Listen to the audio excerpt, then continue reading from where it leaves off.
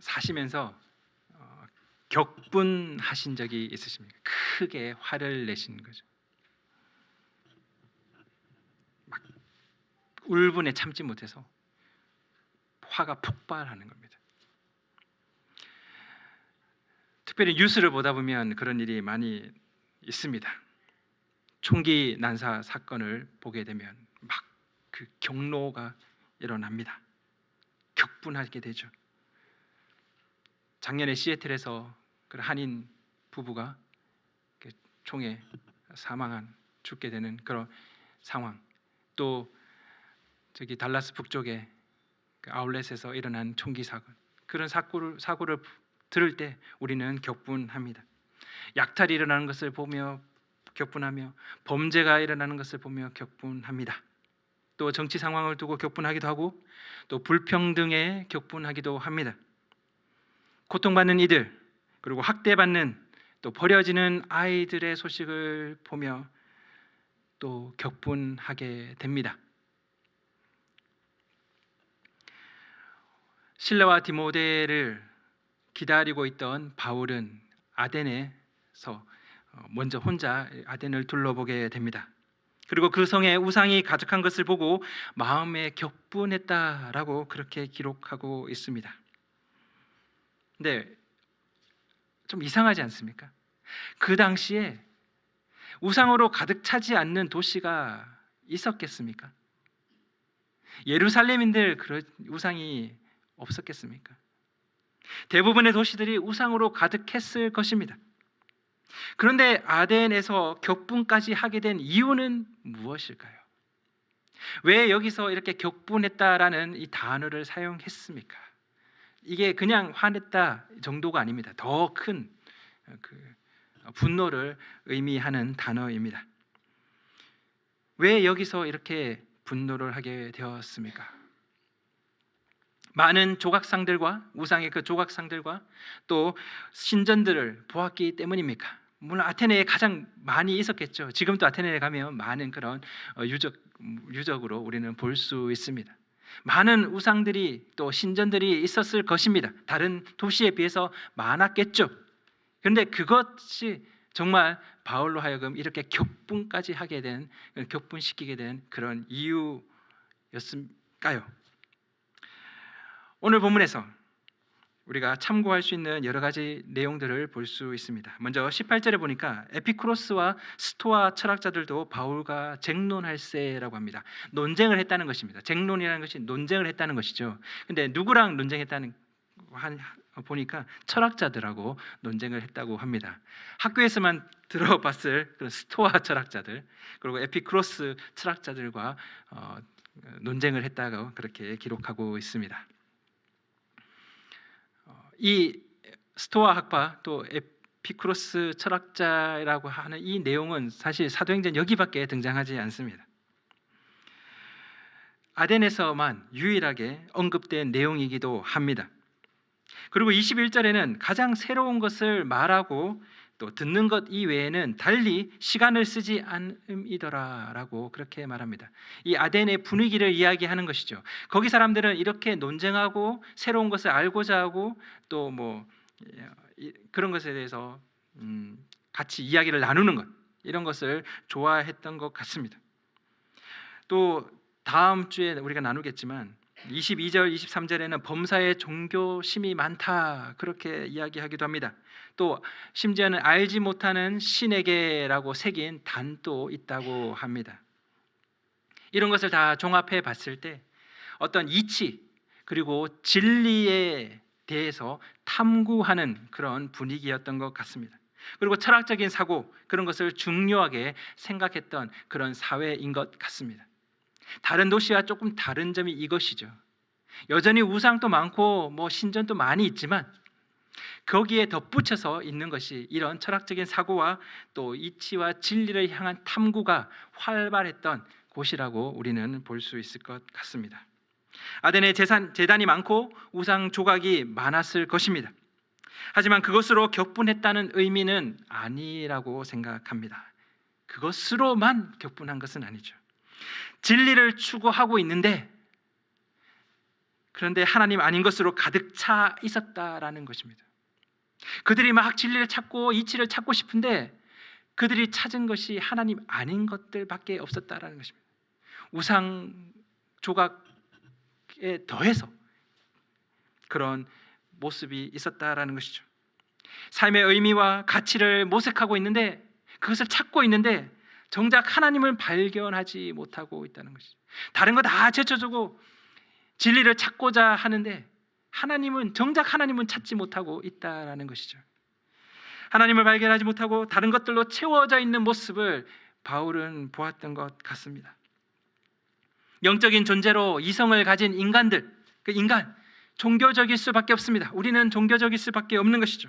그런데 특별히 이 아덴 사람들은 더욱 종교적이고, 그리고 그들이 도달한 것은 하나님이 아닌 다른 것들이었던 것이죠. 바로 모두 우상적이었다는 것입니다. 그들이 도달한 곳이 모두 우상적이라는 것이죠. 그냥 우상적이라는 게 우상을 말하는 것이 아니라 하나님 아닌 것이 하나님의 자리에 앉아 있다는 것, 하나님의 자리에 있다라는 것이 우상입니다. 그들이 생각하는 철학과 그들이 찾고자 하는 그 진리, 그들이 추구하고 있는 것들, 그리고 단순히 우상 숭배하는 그 모든 것을 포함해서 다 우상적이었다라는 것이죠. 하나님 아닌 다른 것들로 가득 차 있었던 것입니다. 사람들이 하나님을 섬기지 않는 모습을 보게 되었을 겁니다. 그런데 그것으로 바울이 격분을 했습니까? 다른 도시에서는 사람들이 하나님을 많이 섬겼습니까? 다른 도시도 다 마찬가지 상황이었을 겁니다. 물론 아덴이 더 심했을 수도 있죠. 근데 똑같이 우상을 섬기는 사람들로 가득했습니다. 하나님 아닌 것이 하나님의 자리에 앉아 있는 것이 그 시대에는 당연한 것이었습니다. 사람들을 향해서 분노했다기보다는, 그 하나님을 믿지 않는 사람들에게 격분했다기보다는 아덴의 그 영적인 모습으로 마음에 울분이 가득해서 분노하게 되었다라고 생각합니다. 정의롭지 못하고 부당한 상황을 봤을 때, 억울한 일을 당한 이들이 신원받지 못하는 것을 봤을 때 우리는 분노하게 됩니다. 또는 가슴 아픈 그런 상황을 볼 때 우리는 격분하게 됩니다. 그것과 같은 의미로 하나님 아닌 것들이 하나님의 자리에 가득 차 있는 것을 보면서 바울은 울분에 가득 차서 격분하게 되었습니다. 제단과 신전과 우상 조각들은 그것은 전혀 새로울 것이 없습니다. 숫자가 좀 많을 뿐 다른 도시에도 가득했습니다. 그것이 새로운 것이 아니었습니다.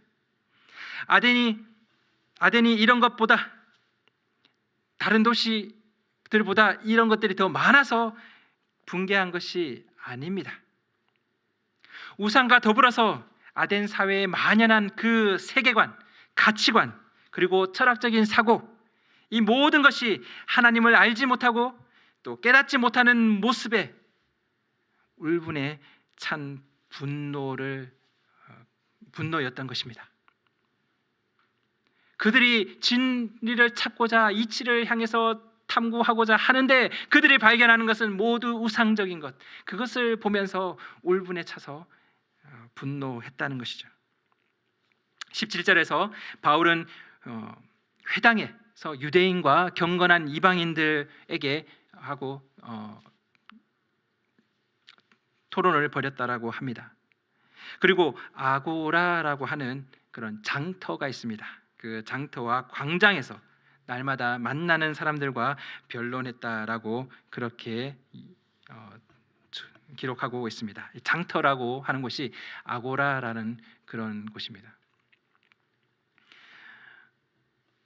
자세히 보면 다른 것과 비교하면 좀 다른 점이 있습니다. 바울은 어떤 도시에 도착했을 때 그 도시에 회당이 있으면 그 회당에서 복음을 전하기 시작했습니다. 늘 그랬죠. 그리고 회당이 없으면 없으면 다른 방법을 찾겠지만 회당이 있다면 그 회당에서 복음을 전하기 시작했습니다. 근데 오늘 본문에서는 그 아고라라는 그 이야기가 등장합니다. 아덴에서는 하나 더 언급하고 있는 것이죠. 이 아고라, 장터, 광장이라고 번역될 수 있는 이 아고라라는 곳이 등장합니다. 왜 바울은 아고라로 뛰쳐갔을까요? 왜 바울은 회당이 아닌, 회당도 하지만 날마다 아고라를 향해서 나아갔습니까?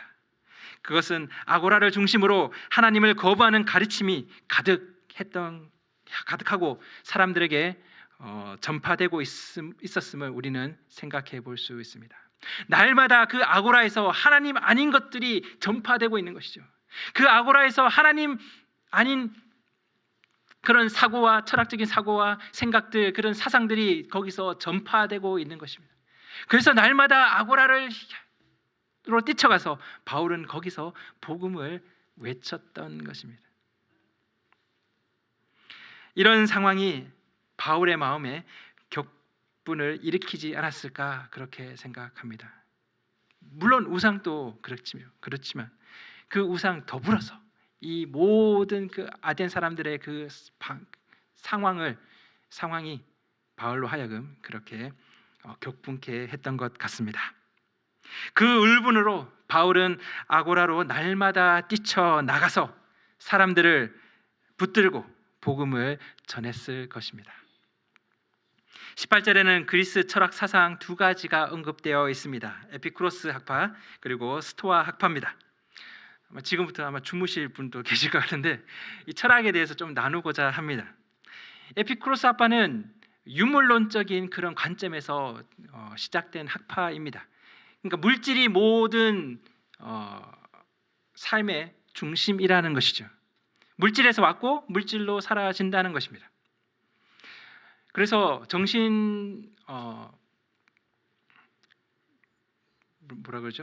정신과 의사들이 그런 뭐 우울증을 처방하기 위해서 고치기 위해서 약물 같은 걸 사용할 때가 있지 않습니까? 그것이 바로 유물론적인 그런 관점입니다. 그러니까 모든 그런 정서나 감정이 호르몬과 그 호르몬의 작용이나 이런 것들로 일어난다고 생각을 해서 약물을 통해서 그걸 조절해서 우울증을 없애고 예방하고 이런 식의 관점입니다. 이들은 쾌락이라는 것을 중심에 두고 있습니다. 왜냐하면 인간은 고통이 아닌 쾌락을 추구하기 때문입니다. 인간은 기본적으로 쾌락을 추구한다는 것이죠. 근데 여기서 말하는 쾌락이라는 것이 단순히 그런 육체적인 쾌락을 이야기하는 것은 아닙니다. 좀 더 고차원적인 그 쾌락을 이야기하고 그 쾌락을 추구하고 그 쾌락이 넘치는 삶이 올바른 삶이라고 그들은 생각을 했습니다. 그러면 그 쾌락이 무엇인가? 바로 불안과 고통이 없는 그런 평온한 상태를 그들은 쾌락으로 보았습니다. 이것을 좀 어려운 용어로 아타락시아라고 이야기를 합니다. 그래서 그들은 이렇게 말하는 거죠. 우리의 목표는 아타락시아에 이르는 것이다. 그렇게 말하는 것입니다. 그래서 불안과 고통이 없는 그런 평정한 상태가 되는 것, 그것이 그들은 쾌락이라고 생각을 했습니다. 이 아타락시아에 도달하는 것이 진정한 쾌락이다. 그들은 그렇게 봤던 것입니다. 행복이라는 것을 수식으로 정의를 하는 그런, 물론 단순화시켰기 때문에 그것이 다는 아니지만 그렇게 얘기하는 경우가 좀 있습니다. 행복은 바로 자기가 가지고 있는 것, 성취한 것을 자신의 욕망으로 나눈 것이다 라는 것이죠. 욕망이 10이고 내가 성취를 10을 하면 그러면 행복도 1이 되는 것이죠. 근데 욕망은 10인데 내가 가지고 내가 성취한 것은 5다 이러면 행복도가 0.5가 되는 것입니다. 이런 식으로 이야기를 하는 것이죠. 그러면 이 에피쿠로스 학파는 어떤 관점이냐면 그 욕망을 줄이는 것입니다. 그 욕망이 없는 상태로 만들어가는 것이죠. 즉 분모가 제로에 가게 됩니다. 우리 이과 분들은 아시겠지만 분모가 제로로 가면 그 극한값이 무한대가 됩니다. 즉 행복은 무한대가 되는 것이죠. 자신에게 있는 고통과 또 불안, 이 욕망하고 관련되는 그 부분들을 줄여갑니다. 그러면 행복을 경험할 수 있다라는 것이죠. 여기에 또 한 가지 큰 방해물이 있습니다. 그 당시에 바로 신적인 존재입니다. 그 당시에는 신을 거부할 수 없는 사회입니다. 모든 것이 다 신이 있다라고 생각을 하기 때문에 신의 존재를 거부할 수 없는 그런 사회였습니다. 그러면 이 신적 존재에 대해서는 어떻게 접근해야 되는가? 이 신적 존재들이 사실은 불안과 공포를 야기합니다. 신들의 마음을 노엽게 하면 저주가 임하니까요. 그리고 죽음의 두려움이 그들로 하여금 쾌락에 도달하는 것을 막는다라고 그들은 여겼습니다. 왜냐하면 죽음에 대한 두려움이 있으면 불안해진다는 것이죠. 그러면 진정한 그 쾌락에 이를 수 없다라는 것입니다. 그래서 이들은 어떻게 이야기하냐면 어차피 인간은 물질로 이루어져 있다는 거죠. 물질의 입자들로 모든 것은 이루어져 있다는 것이죠. 그래서 우리 인간이 죽는다는 것, 이 죽음이라는 것은 그냥 물질로 다시 돌아가는 것입니다. 뭐 성경적이기 하죠. 너희가 흙에서 났으니 흙으로 돌아갈지라. 흙에서 났으니까 흙으로 갈 거다. 물질로 났으니까 물질로 다시 돌아간다는 것이죠. 이 물질들이 모여서 인간이라는 것을 가지고 있을 때 인간은 존재한다는 것입니다.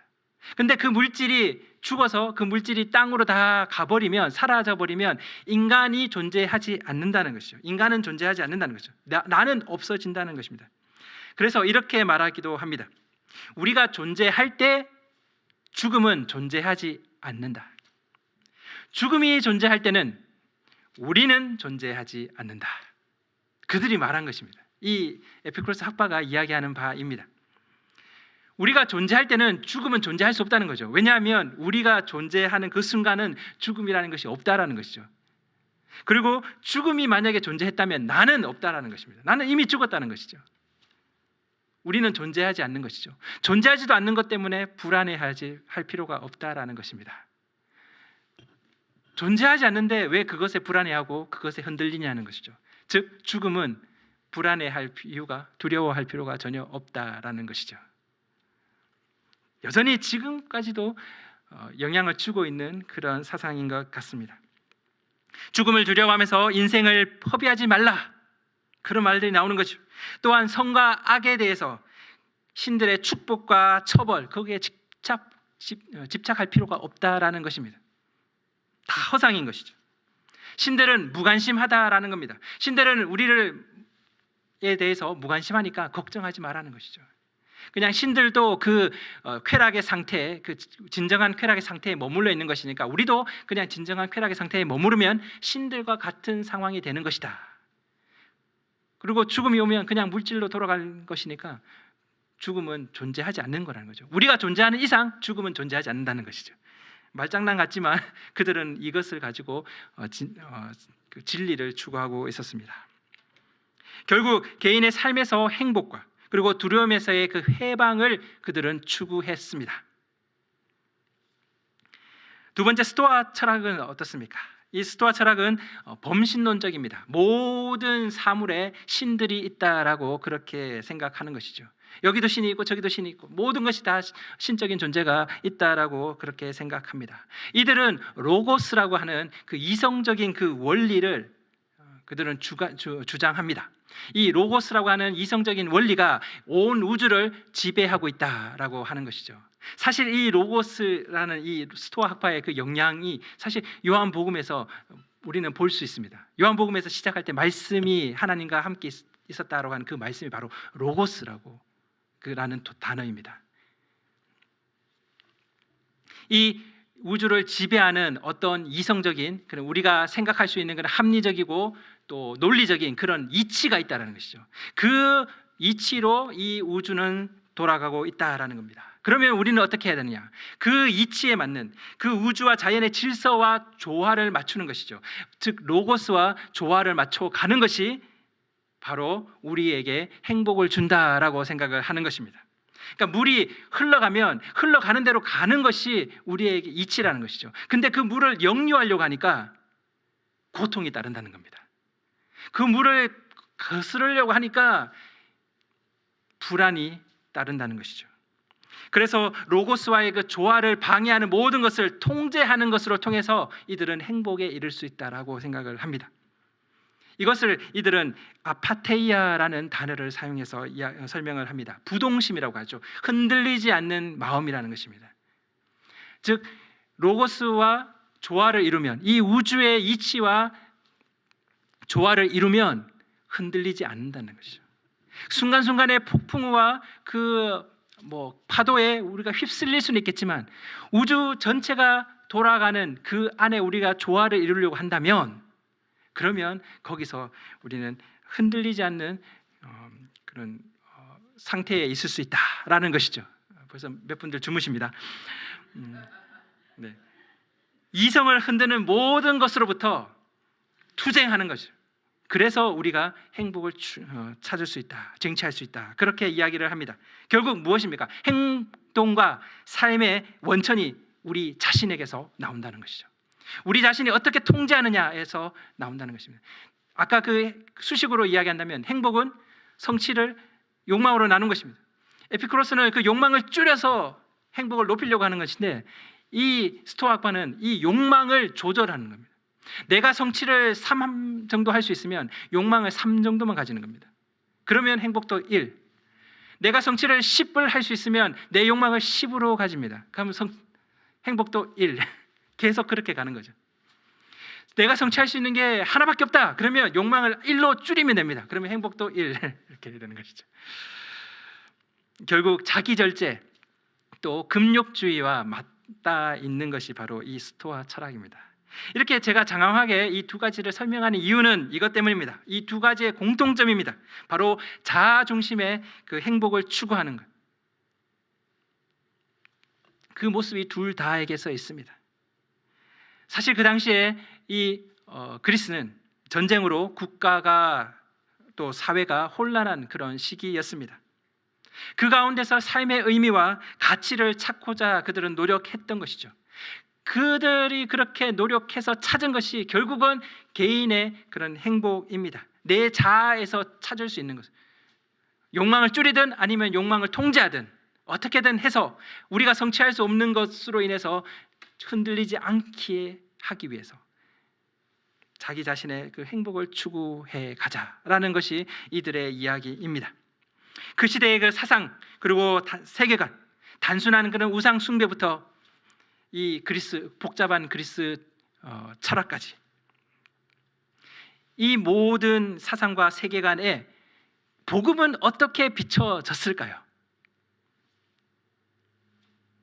18절에 보니까 이 말쟁이가 무슨 말을 하고자 하느냐, 이방신들을 전하는 사람인가 보다, 이렇게 비춰졌습니다.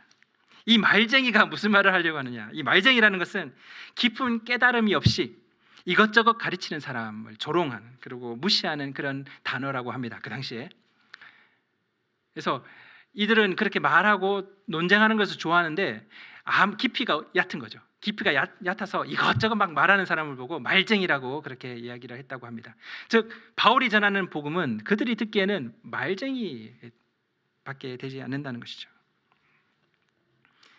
깊은 깨달음이 없는 그런 이야기다, 그렇게 말하는 겁니다. 실제로 고린도전서에는 헬라인들은 십자가의 도를 미련한 것으로 여겼다라고 바울은 기록하고 있습니다. 십자가의 도, 즉 복음이 미련한 것이었다는 것이죠. 스토아 학파, 에피쿠로스 학파 입장에서 보니까 뭘 말도 안 되는 저런 말쟁이가 있냐, 이렇게 되는 것이죠. 하지만 동시에 또 어떤 것이 있었냐면 19절, 20절입니다. 새로운 가르침, 19절 그리고 20절에 어떤 이상한 것을 가르친다. 그것이 무슨 뜻인지 알고자 하노라. 이상한 거라는 거죠. 그런데 새로운 것이라는 겁니다. 듣도 보도 못한 거라는 것이죠. 뭔가 새로운데 이상해요. 영화 제목 중에 그런 게 이상한 놈 뭐였죠? 죄송합니다. 뭔가 이상한데 새롭다는 겁니다. 그러니까 한번 들어보자 이거죠. 그래서 아레오바고에 가서 바울을 세웁니다. 거기에 이 아레오바고가 법정을 뜻하기도 하고 또 포럼을 여는 그런 디스커션을 하는 그런 장소를 뜻하기도 한다고 합니다. 이 둘 중에 어떤 것인지는 사실은 조금 논쟁이 있지만 여튼 법정이든 특정한 장소든 공개적인 가르침을 해보라는 거죠. 자, 그 이상한 거 한번 얘기해보라. 그럼 우리가 한번 판단해볼게 라는 것이죠. 왜냐하면 새롭기 때문에 그들은 한번 들어보겠다라는 것입니다. 우리 시대는 어떻습니까? 우리 시대도 여전히 그런 고차원적인 그런 철학과 또 많은 종교들 그리고 단순한 그런 세계관까지 해서 가득 차 있습니다. 그런 우상들까지 해서 가득 차 있는 우리 시대는 어떻습니까? 여전히 복음은 조롱당하고 무시당합니다. 세상 철학과 과학 앞에서 복음은 어떻습니까? 말쟁이가 됩니다. 그렇죠? 과학 앞에서 말쟁이가 됩니다. 하지만 동시에 복음은 여전히 새롭고 또 이상한 것이 되고 됩니다. 그렇지 않습니까? 이상하지만 새로운 것이 복음입니다. 왜냐하면 인간의 지혜로 만들거나 또 이해할 수 없는 것이기 때문에 그렇습니다. 인간의 지혜로 만든 것, 인간의 지혜로 이해할 수 있는 것은 이상하지 않습니다. 새로울 수는 있어도. 근데 이상합니다. 이상한데 새로운 것. 왜냐하면 십자가, 죄, 구원, 부활 이런 얘기들, 그런 얘기들이 도대체 새로운 게 있습니까? 특별히 새로운 게 없습니다. 그냥 말도 안 되는 소리죠. 가치도 없는 얘기가 됩니다. 누가 우리를 위해서 죽어요? 십자가에? 근데 그것을 통해서, 그 피를 통해서 우리가 영원히 살아요? 무슨 이상한 소리 하고 있냐, 이 멍청한 소리 하고 있냐라는 얘기를 듣게 됩니다. 그런데 그 이상한 그것이 어떤 일을 발생시키냐니까 그 십자가, 죄, 구원, 부활 이런 내용들이 사람을 변화시킵니다. 사람은 변하지 않는다 그러는데 사람이 바뀝니다. 사람을 새롭게 만듭니다. 고차원적인 철학 사상도 아닙니다. 딱 조롱받기 쉬운 얼토당토 않는 그런 이야기입니다. 그런데 그 이야기를 들은 사람들이 목숨을 겁니다. 그 이야기를 들은 사람들이 전생애를 드립니다. 그 이야기를 들은 사람들이 자신이 가던 방향을 완전히 바꿔버립니다. 인생의 방향이 바뀐 이들이 나타나는 것이죠. 참 이상하다. 그거 참 이상하네. 그것이 바로 복음입니다. 여전히 지금도 복음은 그런 존재입니다. 역사적으로 인간은 다양한 철학적 접근 방식을 통해서 의미를 추구해 왔습니다. 이것이 그러한가? 이것이 무엇인가? 삶이란 무엇인가? 인간은 무엇인가? 그렇게 찾아왔습니다. 존재하는 순간만이 의미 있는 것이니까 만족하는 자기를 발견하는 것을 추구해라. 아타락시아를 추구해라 이 말이죠. 내면의 평정과 만족을 추구해라는 것이죠. 그렇게 해서 그렇게 하든 아니면 물은 물이요 산은 산이요 그냥 우주의 질서에 순응하면서 우리 자신을 통제해가면 너는 그래도 축복받았어. 야 쟤보다는 낫잖아. 이러면서 그냥 정신승리하면서 아파테이아에 이르든 모든 인간은 선과 악, 또 고통과 희락, 그리고 삶과 죽음의 문제를 생각하게 됩니다. 모든 인간에게 주어진 빅 프로블럼이죠. 아까 말한 그 행복은 성취를 욕망으로 나눈 것으로 우리가 이야기를 한다면 성경은 어떻겠습니까? 성경은 뭐라고 이야기할까요? 통제해, 욕망을 줄여, 그래서 행복을 높여 라고 말할까요? 아니면 성취를 크게 하라고 이야기하겠습니까? 성경은 이렇게 말한다고 생각합니다. 물론 이렇게만 얘기하는 건 아니지만 그 수식에 맞춘다면 이렇다는 것입니다. 성경이 말하는 바는 아마 이런 것 같습니다. 그 욕망을 하나님의 욕망으로 바꾸라. 그 욕망을, 너의 욕망을 하나님의 욕망으로 가져라라는 것이죠. 우리의 성취는 제한적입니다. 우리가 성취할 수 있는 것은 부족해요. 내 지식에 달려있고 내가 시작한 그것에 달려있고 우리 집이 부자냐 아니냐 이런 것도 달려있고 여러 가지가 있습니다. 우리의 성취는 제한적입니다. 그런데 욕망은 어떻습니까? 인간의 욕망, 우리의 욕망은 무한합니다. 무한하죠. 결국 늘 불행한 것입니다. 성취는 제한적인데 욕망은 무한이니까 늘 불행한 것이죠. 근데 하나님의 성취는 어떻습니까? 하나님의 성취는 무한대입니다. 그러면 우리가 하나님의 욕망을 가지게 되면 어떻게 됩니까? 하나님의 욕망을 가지고 하나님의 성취를 보게 되는 것이죠. 그러면 우리는 불행하지 않다라는 겁니다. 행복도가 무한대가 되는 것이죠. 하나님의 성취는 무한하니까요. 하나님의 욕망을 가지는 순간 우리는 하나님의 성취를 보게 되는 것입니다. 내 욕망을 가지고 하나님을 이용하려고 하니까 계속 제한된 성취 때문에 힘든 것이죠. 하나님의 욕망을 가지는 순간 하나님의 성취를 우리는 바라보게 되고, 그러면 이들이 말하는 바로 본다면 행복하게 된다라는 것이죠. 물론 성경은 이렇게 이런 단순한 수식으로 말할 수는 없지만 그렇게 이야기는 해볼 수 있을 것 같습니다. 세상에는 아름다운 것들도 있지만 여전히 악이 가득합니다.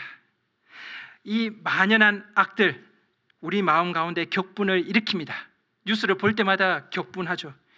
공의롭지 못함에 우리는 분노합니다.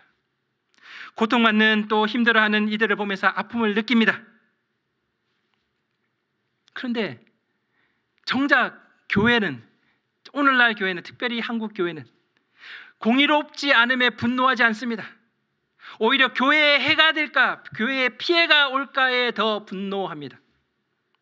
교회를 위하는 것, 교회에게 도움이 되는 것이면 환영합니다. 교회에 도움이 안 되지 않는 것은 그들은 분노하죠. 근데 정작 분노해야 될 공의 앞에서는 분노하지 않습니다. 고통받고 눈물 흘리는 이에게 친구가 되어 주라라고 말씀하는데 그 아픔을 느껴야 될 교회는 정작 공감 능력이 제로인 교회가 되어가고 있습니다. 자신의 손가락 아픈 것에서는 그렇게 막 격분하는데 사회 가운데 우는 자들에게 대해서는 그들은 공감 능력이 제로가 되었습니다. 자기만족, 자아실현, 자기 가치를 외치는 세상입니다. 그런 세상이죠. 그런데 교회조차도 자기만족, 자아실현, 자기 가치를 외치는 곳이 되어버렸습니다. 거기에 또 함몰되어 가고 있는 우리 자신을 발견하기도 합니다. 믿음조차도 이것을 위해서 가지려고 하는 것이죠. 나를 만족시키는 것, 내가 성공하는 것, 내게 의미 있는 것, 그것을 이루는 것, 그것을 향해서 달려갑니다. 끝없이 달려가게 만들고 있죠, 세상은. 근데 교회조차에서도, 교회 안에서도 우리는 그렇게 그런 모습을 발견하게 됩니다. 그런 곳에는 하나님이 있을 자리가 없습니다. 그런 곳에 하나님이 존재할 수가 없습니다. 가끔 필요하다면 행운을 주는, 아니면 불운을 막는 용도로 그냥 사용되는 것이죠. 나의 행복을 위해서, 나의 행복한 삶을 위한 도구 정도로 여깁니다. 하나님, 그냥 좋은 일, 굿럭, 문 좀 열어주십시오. 제가 헌금하고 기도할게요. 수능 점수 10점만 더 올라가게 해주십시오. 뭐 이렇게 하는 것이죠. 거기에 하나님이 있습니까? 거기에 하나님이 없습니다. 인격적인 존재와 동행할 때 어떤 일이 일어납니까? 우리가 인격적인 존재, 너와 나 함께 우리가 동행할 때 어떤 일이 일어납니까? 서로 영향을 주고받습니다. 서로 영향을 주고받습니다. 더 이상 내가 가는 길이 아니라 이제는 우리가 걷는 길이 되는 것이죠.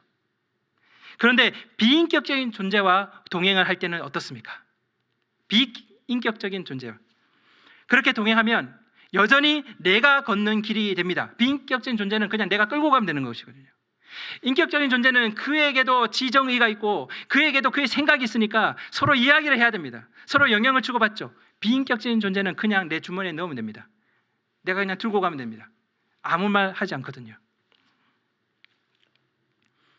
여전히 내가 걷는 길이 됩니다. 이게 오히려 편합니다. 내 마음대로 할 수 있으니까 편하죠. 결혼을 해서 동행하는 것, 그리고 자녀를 낳아서 함께 동행하는 것 어떻습니까? 쉽지 않습니다. 왜냐하면 인격적인 존재와 함께 하는 것이기 때문입니다. 헌신을 요구합니다. 양보를 요구합니다. 기다림이 요구됩니다. 그래서 쉽지 않습니다. 근데 좀 혼자는 또 외로워요. 근데 사사건건 부딪히는 배우자, 그런 존재는 또 원하지 않습니다. 또 반항하는 자녀, 싫어요. 그러면 어떨까요? 그래서 늘 순종하고 잘 따르는 반려동물을 가지는 것이죠. 반려동물이 더 낫다고 생각합니다. 지금 세상이 그런 거죠. 그렇게 사사건건 부딪히는 배우자, 반항하는 자녀 대신에 나를 사랑해주고 나만을 따라주는, 나만 바라봐주는 반려동물을 데리고 삽니다. 더 낫다고 여기는 것이죠. 물론 동물들과 사랑을 주고받을 수 있습니다. 하지만 다른 인격적인 존재와 함께 동행하면서 경험할 수 있었던 것, 그 주고받는 사랑, 그것은 다른 것으로 대체할 수가 없습니다. 그렇지 않습니까? 사랑하는 사람, 누군가를 짝 사랑했을 때 어떻습니까? 내 세상이 다 무너져도, 내 모든 것이 다 사라져도 저 사람하고 함께 있으면 좋겠다, 그런 생각 해본 적 없으십니까? 네, 없으시네요.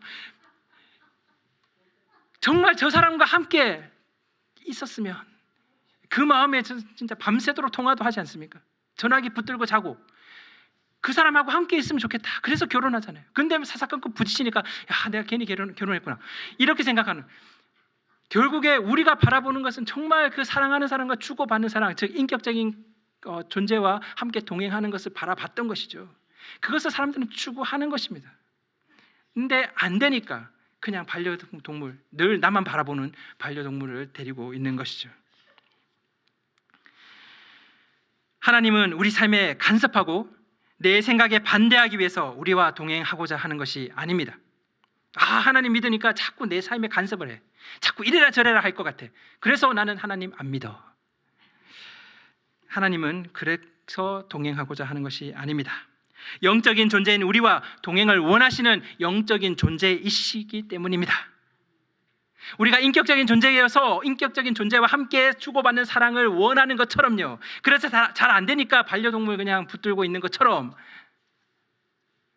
영적인 존재가 영적인 존재와 함께 하기를 원하신다는 겁니다. 우리가 사랑하는 사람들과 함께 동행하고 싶어서 하는 것, 동행하고 싶어 하는 것과 동일한 겁니다. 똑같은 것입니다.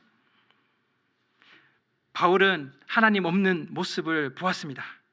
영적인 그 공허함을 보았습니다. 거기에 격분하여서 회당으로 날마다 장터 아고라로 뛰쳐나갔습니다. 하나님은 어떻습니까?